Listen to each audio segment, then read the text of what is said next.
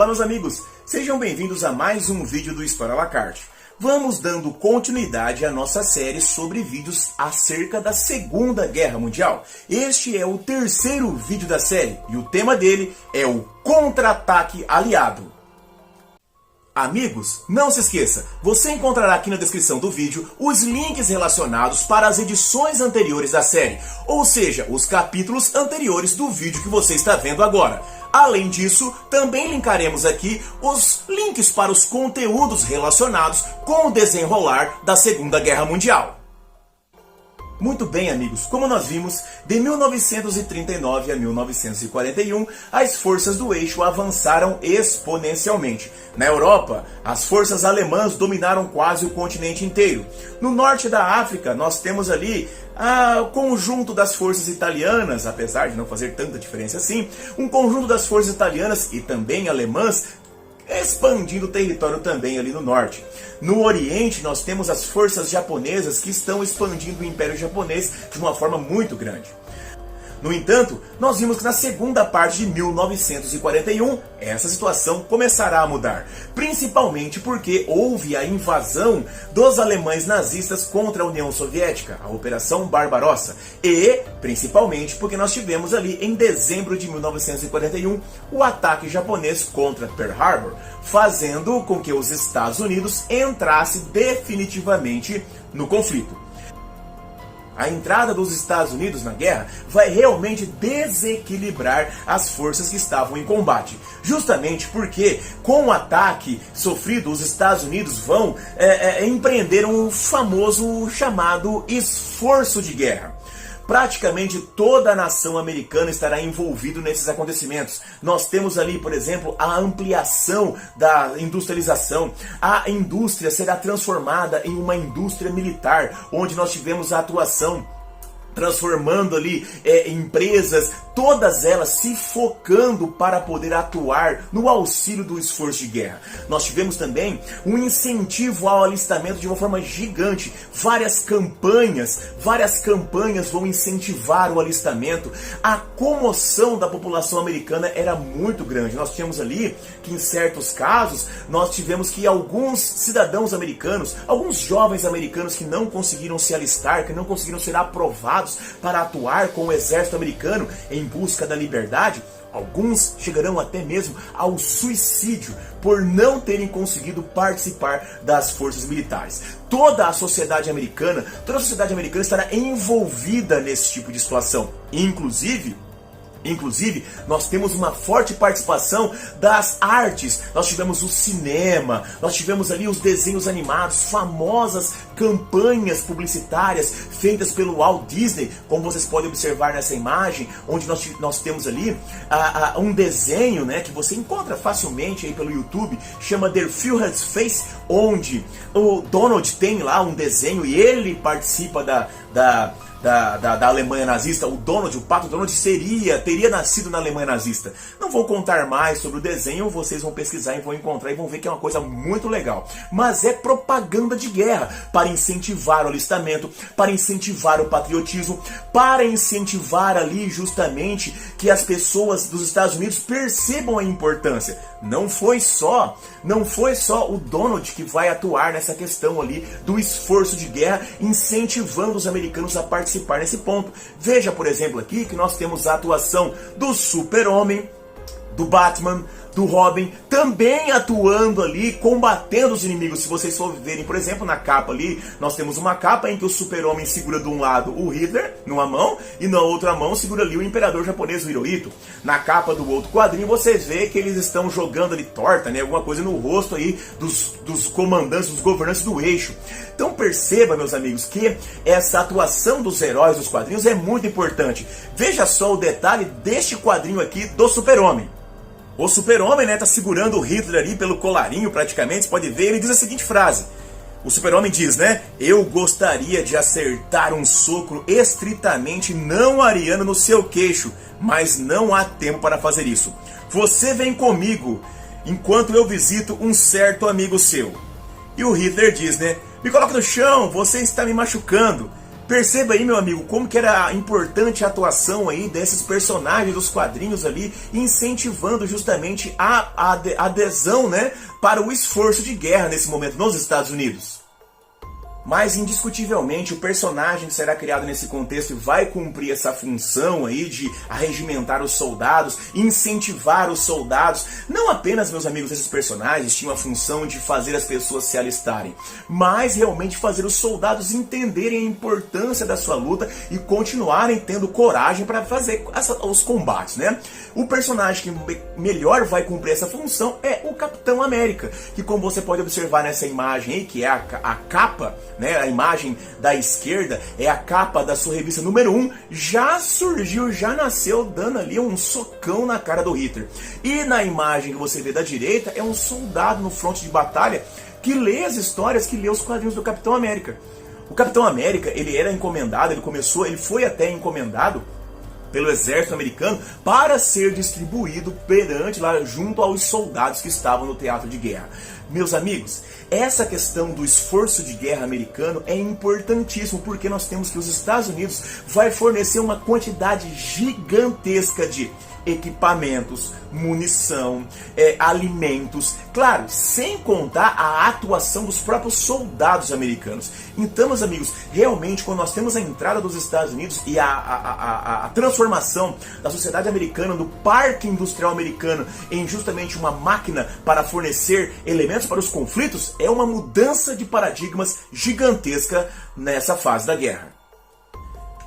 E é justamente isso que acontece nesse momento. Nessa fase da guerra nós temos o chamado contra-ataque aliado, justamente porque agora nesse ponto, a partir principalmente de 1942, nós temos que as forças aliadas terão condições de revidar, e pela primeira vez nós teremos ali que algumas batalhas literalmente serão vencidas pelos aliados. Veja bem, até então nós tínhamos uma expansão gigantesca das forças militares do eixo. Nós temos a Blitzkrieg nazista vencendo praticamente todas as batalhas que travou na Europa, com exceção da Inglaterra. Mas na Inglaterra eles nem chegaram a ser derrotados, porque na Batalha da Inglaterra houve uma desistência, digamos assim, houve uma diminuição dos ataques. Mas o restante, a Blitzkrieg venceu em tudo.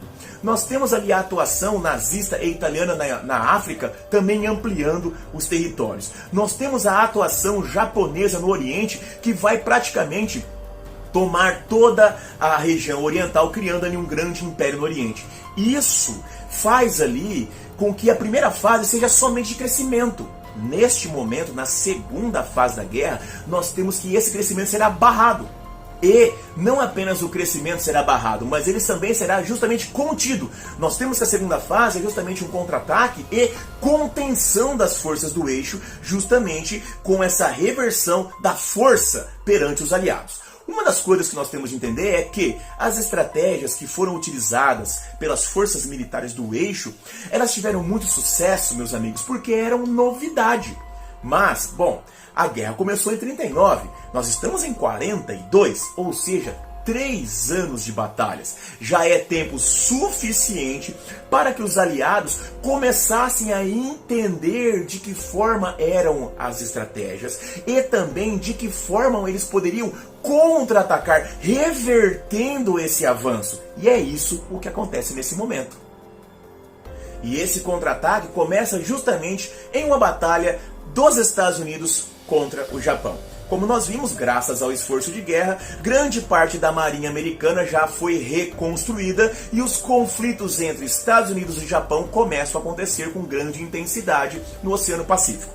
Os japoneses sempre tiveram uma vantagem na questão militar no Pacífico porque eles atacaram com um elemento surpresa. Lembre, o ataque a Pearl Harbor, que conseguiu vitimar a grande maioria da força da marinha americana, foi feito de surpresa. No entanto, agora os Estados Unidos conseguiram interceptar interceptar mensagens secretas japonesas e eles sabiam onde iriam atacar.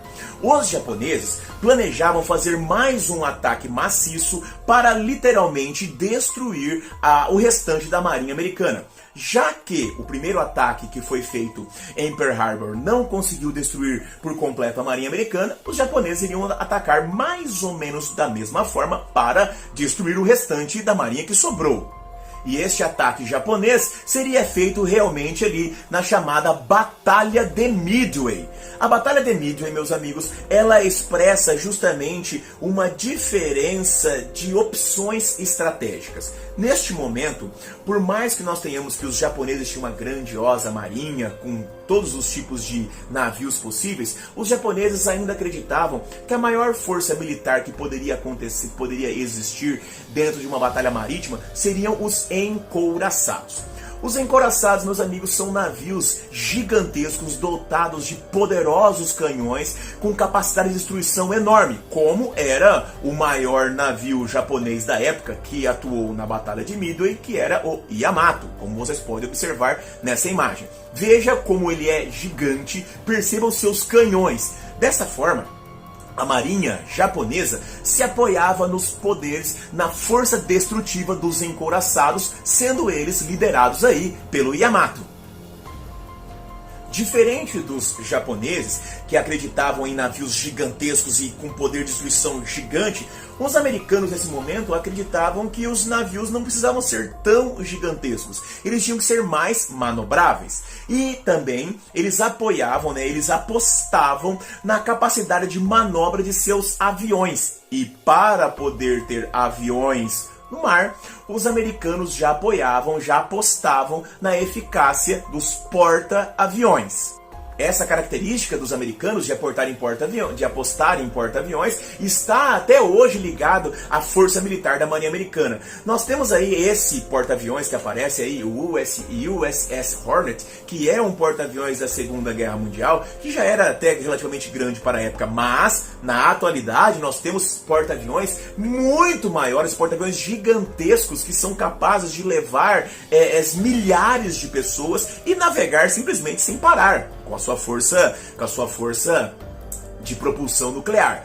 Isso revela que os Estados Unidos, desde a Segunda Guerra Mundial, acreditavam justamente numa manobrabilidade rápida por meio de aviões. E dessa forma, a Batalha de Midway, ela vai ser travada praticamente nessa questão. Por uma força gigantesca de um encouraçado ou na manobrabilidade de navios um pouco menores, mas também poderosos. Isso estava justamente do lado dos americanos, até porque os americanos, como já falei, já haviam interceptado as mensagens, já sabiam da estratégia japonesa e, sabendo da estratégia japonesa, os americanos surpreenderam os japoneses. Olha só, o feitiço virou contra o feiticeiro.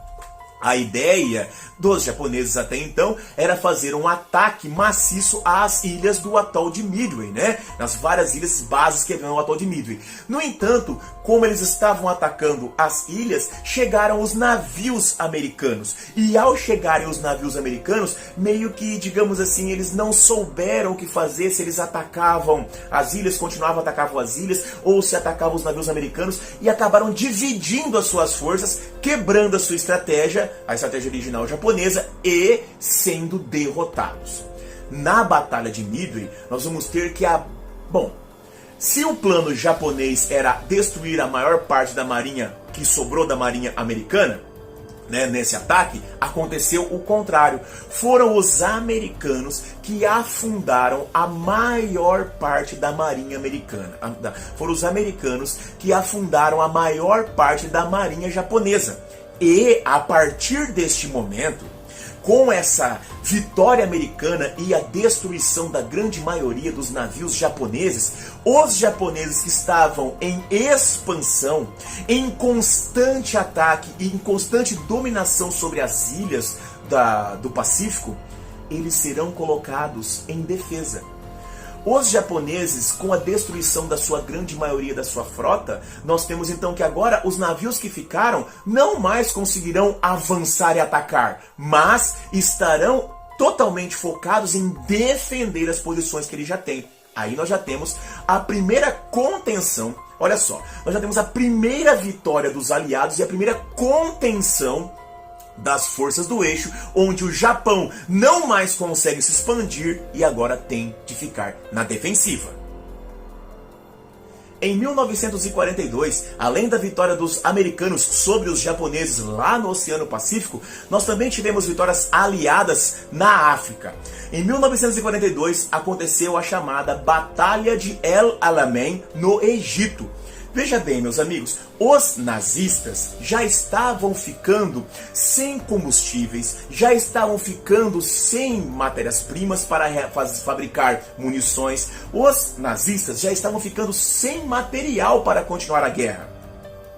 A guerra já estava durando um tempo muito maior do que havia sido previsto e, com a entrada dos Estados Unidos, com os aliados recebendo suprimentos quase inesgotáveis, a situação dos nazistas, ou do eixo, estava realmente ficando precária.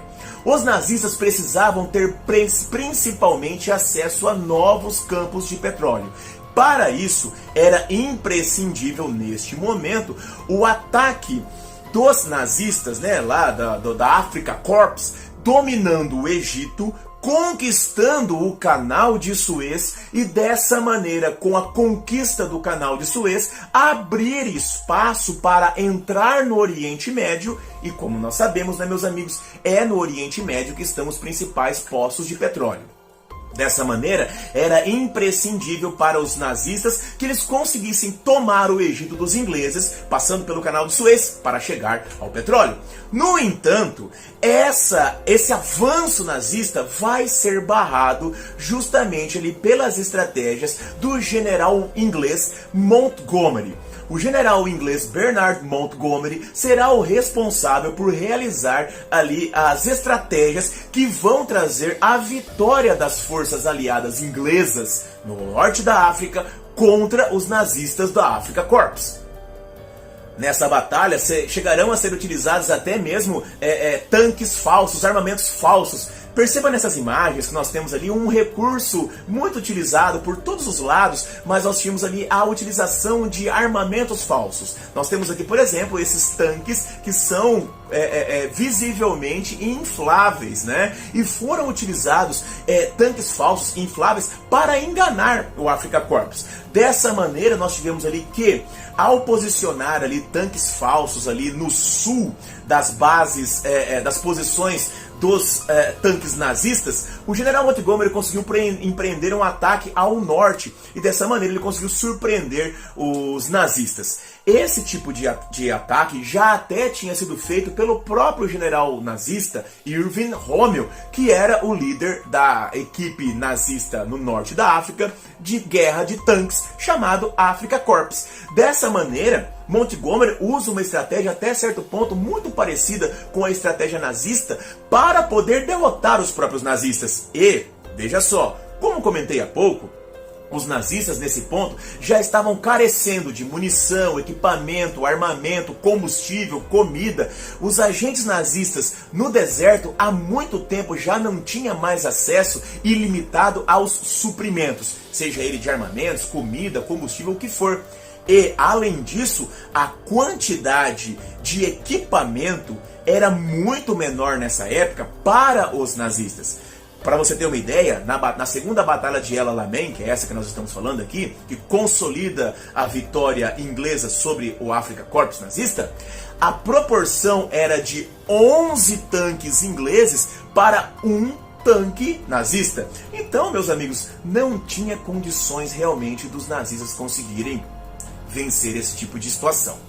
Com a vitória inglesa em El Alamein, nós temos ali que começa também uma contenção da invasão do eixo na África. O eixo que se expandia na África também a passos largos, com a utilização das forças dos italianos e dos nazistas em conjuntos, também começam a ser contidos e também começam a ser expulsos da África. Os ingleses começam o processo de retomada de territórios na África para os aliados. Isso é imprescindível. Perceba, lá no Pacífico, os americanos já estão retomando os territórios que eram dos japoneses. Na África, os ingleses também já estão retomando os territórios que antes também eram do eixo.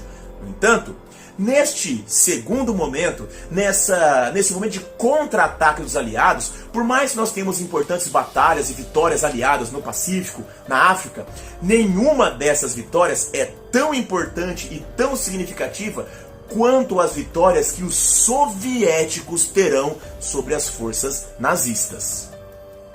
Como já foi comentado em vídeos anteriores, os soviéticos estão lutando não apenas pela sobrevivência, mas estão lutando contra a extinção. Os nazistas, como nós comentamos, a única alternativa que eles entendiam que seria possível deixar soviéticos eslavos vivos era para a escravização.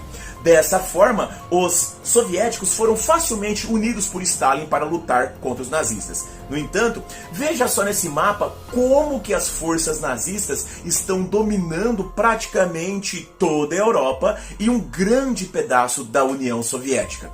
Isso foi o avanço máximo que os nazistas conseguiram empreender dentro da União Soviética. Porém, como nós também já comentamos há pouco, os nazistas precisam desesperadamente de suprimentos. Estes suprimentos principalmente são suprimentos de combustíveis e a União Soviética possuía poços de petróleo. Dessa forma, agora a estratégia nazista não estava mais tão empenhada em chegar até Moscou. Eles quase chegaram até Moscou, a poucos quilômetros de Moscou. Segundo alguns relatos, alguns soldados nazistas chegavam a dizer que era possível observar e ver o brilho dourado das cúpulas do Kremlin. Para vocês terem uma ideia de como foi que eles chegaram perto realmente da cidade de Moscou. No entanto, agora eles precisam de petróleo. E petróleo está ao sul da União Soviética. Veja só que nessa região circulada é onde estão os campos de petróleo. E é neste local mais ao sul que os nazistas deverão descer para conseguir. No entanto, para conseguir chegar aos poços de petróleo, eles acabaram passando na cidade de Stalingrado. Como o nome diz, Stalingrado é a cidade de Stalin, Stalingrado. Dessa maneira, meus amigos, nós temos aqui uma verdadeira briga de egos, onde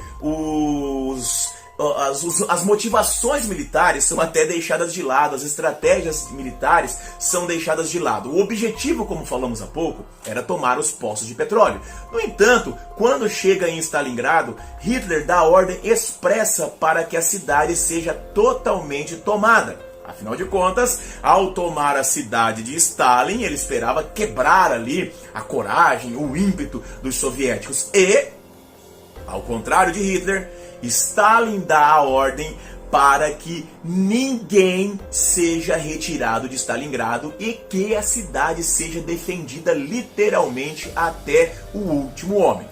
Como nós vimos anteriormente, a estratégia utilizada até então pela União Soviética era a estratégia de terra arrasada. No entanto, agora que nós estamos falando da defesa de Stalingrado, a ordem que vem de Stalin é a de nenhum passo para trás. Ou seja, nenhum soldado soviético vai recuar. Eles lutarão sem munição, eles lutarão sem recursos, mas Stalingrado será defendida. Quando eu falo, meus amigos, que eles lutarão sem munição, não é sentido figurado. Nós temos ali que havia uma falta de armamentos em Stalingrado, havia uma falta de munição, e muitas vezes o soldado era enviado para o fronte de batalha com um fuzil e 2 balas. E não era nem raro, nem um pouco raro, que o soldado muitas vezes era enviado só com as balas para pegar o armamento dos corpos que ele encontrasse no meio do caminho. Ou às vezes, sem nada para ele, o soldado era enviado, era mandado para o campo de batalha para ir nos corpos dos inimigos mortos, lá, ou dos seus aliados mortos, pegar armamento, pegar munição e continuar o combate. Essa era uma situação realmente de lutar. Quando eu digo lutar, é literalmente até o último homem. E se esse soldado fosse enviado para o fronte de batalha, estivesse lutando e por acaso voltasse fugindo, ele era morto pelos seus próprios companheiros. Nenhum passo para trás. Essa que era a cidade de Stalingrado. Stalingrado é uma cidade que fica às margens do rio Volga, né? Era uma cidade industrial que existia na União Soviética. Tecnicamente, ela nem era uma cidade assim, tão estratégica. Ela não produzia armamento, ela não produzia tanque. Ela era uma cidade industrial, produzia tratores. Mas ela era muito mais um ponto psicológico. Dessa maneira, então, os nazistas vão bombardear, vão dominar uma parte da cidade, um lado do rio. Vai chegar um momento em que tecnicamente terá um lado do rio dominado por um grupo de soldados, que são os nazistas, e o outro lado do rio dominado por um outro grupo de soldados, que é o soviético. E eles vão continuar tentando se atacar. Essa guerra, diferente das outras que eram feitas lá nos campos, nos blitzkriegs, como falamos tantas vezes, ela era feita de rua em rua. Os escombros da cidade eram gigantescos. A atuação dos atiradores de elite, os snipers, era importantíssima. E os combates eram literalmente travados de esquina em esquina, de prédio em prédio. Tem um filme muito bacana que mostra bem essa situação. Na verdade são vários filmes, né? Mas eu vou citar dois. Tem um que se chama A Batalha de Stalingrado e o outro que se chama Círculo de Fogo, né? O Círculo de Fogo, né? Ele conta assim, mas é uma cinebiografia de um sniper famoso da União Soviética da época, que é o Vassili Zaitsev, que vai ser considerado ali o maior sniper dessa fase do conflito ali. Nós temos ali um filme bem legal e principalmente ele dá pra gente ver bem ali como é que era essa questão da atuação, dos combates de esquina em esquina, os prédios e tal.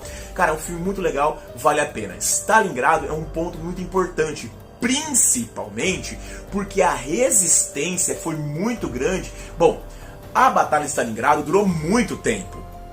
A Batalha de Stalingrado, ela durou do 17 de 6 de 1942 até dia 2 de 2 de 1943. E assim sendo, durante esse período aconteceu aquilo que os alemães jamais iriam esperar.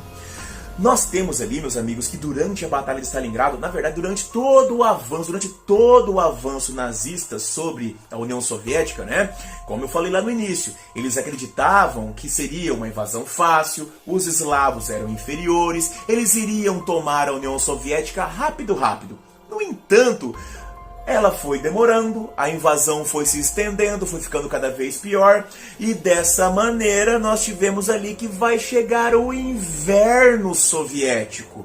E em Stalingrado, o inverno soviético vai chegar a temperaturas mais baixas de 20 graus, vai chegar quase menos 30 graus. Gente, você tem uma noção de que você tem uma temperatura que chega a quase 30 graus negativos?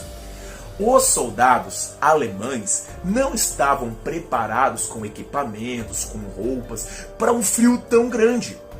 Tudo bem, na Alemanha também faz frio, mas não temperaturas tão baixas. Diferentes desses soldados alemães que não estavam preparados para esse tipo de situação, nós temos o soldado soviético que já estava, entre aspas, habituado a essa situação. Principalmente quando vão chegar em Stalingrado soldados provenientes da Sibéria. Olha só que interessante. Como eu falei para vocês agora há pouco, os Estados Unidos, lá na Batalha de Midway, tinha destruído grande parte da força militar japonesa e colocou os japoneses na defensiva. Os japoneses, antes dessa derrota para os americanos, estavam invadindo regiões lá da parte soviética, da Sibéria, naquela parte super congelada. Com a derrota japonesa, as forças invasoras na União Soviética foram retiradas. Stalin não tinha mais que se preocupar em combater os japoneses lá naquele local. O que o Stalin fez? Pegou aqueles soldados que estavam na Sibéria, acostumados a lutar naquele frio extremo, e enviou para lutar ali na região de Stalingrado. Então esses soldados tinham uma habilidade muito grande de poder atuar nesse frio extremo, diferente dos alemães. o próprio equipamento alemão não era projetado para esses frios extremos. Para você ter uma ideia, os tanques alemães, os carros alemães, eles nem funcionavam, todos congelaram. As armas alemãs também congelaram. Enquanto isso acontecia, né, os alemães sendo pegos assim, desprevenidos pelo inverno, nós temos ali que muitos ficaram congelados. Dessa forma, nós vemos então que há uma virada importantíssima na guerra. Por quê? Até então, os exércitos alemães nazistas eram invencíveis. Perceba que até este momento, todas as vezes que o exército nazista chegava em uma batalha, ele sagrava-se vitorioso. E isso criou uma mítica, uma aura de invencibilidade sobre esses soldados alemães, que acaba de ser quebrada. Na Batalha de Stalingrado, nós temos ali uma vitória, finalmente uma grande vitória dos exércitos soviéticos sobre os nazistas. Dessa vitória soviética sobre os nazistas, geraram mais de 90 mil prisioneiros, que no final da guerra, apenas 5 mil sobreviveram. Nesse ponto, nem todos acabaram se rendendo, nem todos os soldados alemães acabaram se rendendo. Por mais que a vitória seja soviética, nós tivemos ali que cerca de 10 mil soldados continuaram ali atuando, lutando e guerreando ali neste momento. No entanto, nós temos ali que esse é um ponto de virada justamente porque não apenas a invencibilidade nazista foi quebrada, mas agora o exército nazista será contido. E agora nós temos que eles passarão a ser expulsos da União Soviética. Uma coisa interessante de se dizer é o seguinte: nós temos várias cartas e relatos que falam sobre essa questão da Batalha de Stalingrado, e um dos pontos interessantes é que aquela certeza da superioridade inquestionável nazista sobre o soviético, ela é colocada em xeque. Muitos soldados nazistas, muitos membros do exército nazistas começam justamente a duvidar se essa ideia de uma superioridade sobre o eslavo é verdadeira. Por quê? Se ele, que era o ariano puro, o ariano que é perfeito, não tinha condições de sobreviver naquele local, e o eslavo soviético tinha, e também tinha condições de derrotá-lo, será que ele é tão inferior assim?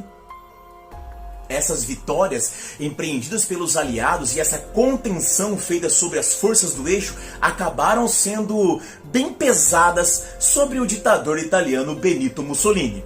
No dia 25/6 de 1943, pouco tempo depois do final da da Batalha de Stalingrado, o rei da Itália, Vittor Emanuele, manda prender Mussolini e, ao mesmo tempo que manda prender Mussolini, ou seja, destitui Mussolini do cargo de primeiro-ministro da Itália, ele começa a negociar, né? Ele e seus outros ministros começam a negociar com as forças aliadas uma rendição.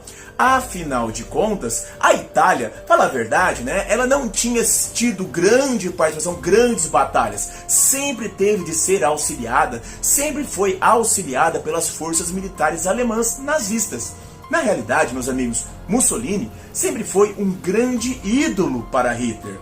Na verdade, Hitler sempre se espelhou e se inspirou no modelo de governo realizado por Mussolini. Desta forma, quando Mussolini é declarado preso pelo rei da Itália, nós temos então que isso desencadeia um grande medo nas forças nazistas. Afinal de contas, nós temos ali que as batalhas já começaram a se desenhar como, digamos assim, derrotas, né? Nós podemos dizer que eles haviam sido derrotados em Stalingrado, haviam sido derrotados no norte da África, houve derrotas contra o Japão, e perder a Itália totalmente para os aliados seria um grande risco estratégico.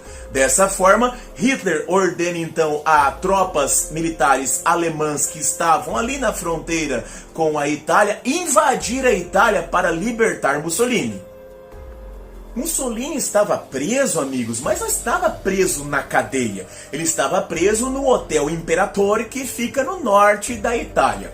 Na realidade, grande parte do povo italiano era muito mais fiel a Mussolini do que propriamente ao rei da Itália. Isso cria uma tensão muito grande ali na Itália nesse momento. E no dia 12 de setembro de 1943, nós temos que as forças militares nazistas conseguiram libertar Mussolini de sua prisão. Dessa forma, com essa libertação, amparado, auxiliado pelas forças militares nazistas, Mussolini então cria a chamada República Social Italiana, ou também conhecida como República de Salò, que vai existir no norte da Itália.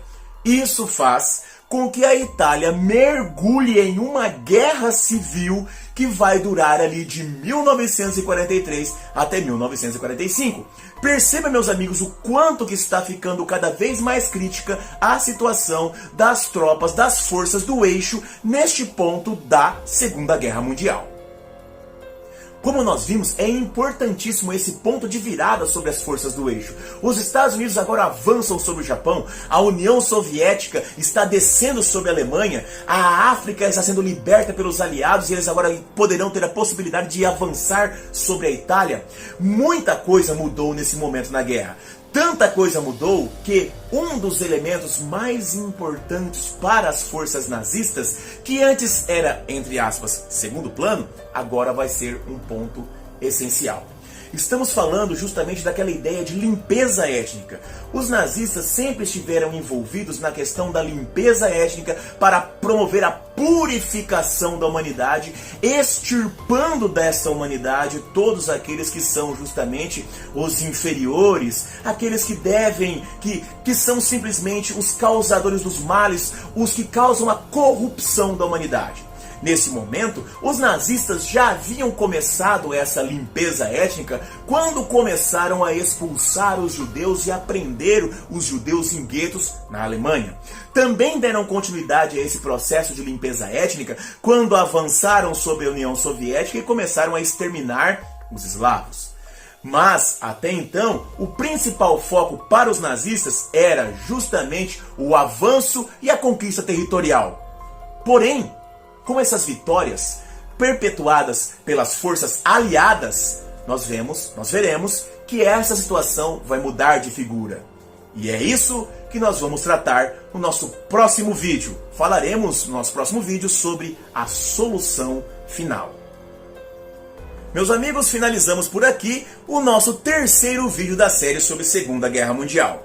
Meus queridos, se esse vídeo te ajudou, se ele trouxe informações importantes para você, não se esqueça, assine o canal, ative o sininho e ajude o História à la Carte a se tornar um canal que pode ajudar não apenas você, mas muito mais pessoas por aí. Um grande abraço, meus amigos, vida longa e próspera e até a próxima. Tchau, tchau!